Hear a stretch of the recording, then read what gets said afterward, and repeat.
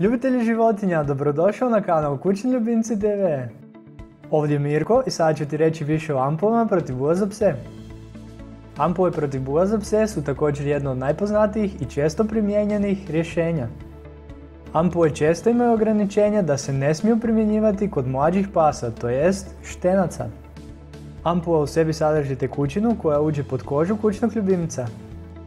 Jednom nanesena ampula djeluje duži vremenski period te štiti ljubimca od parazita i nametnika. Ampule su dobra rješenja za: prvo, ubiti buhe na psu. Drugo, zaštitu, odnosno prevenciju. Postoje ampule koje sprečavaju razmnožavanje buha te tako mogu tretirati okolinu psa. Ipak, važno je napomenuti da ampule protiv buha djeluju tako da ubiju buhu nakon sisanja krvi.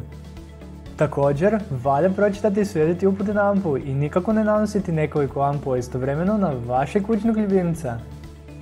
Dakle, ako primijetite buhe na vašem ljubimcu, zasigurno se one nalazi u prostoru gdje on obitava, tako da savjetujemo tretiranje i ostalih površina.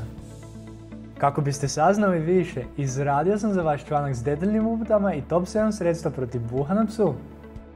Link je u opisu videa. Ako vam je video bio koristan i dobar, kliknite like i pretplatite se kako ne biste propustili nove u budućnosti. Sačuvajmo naše kućne ljubimce zdravima i veselima, lijep pozdrav!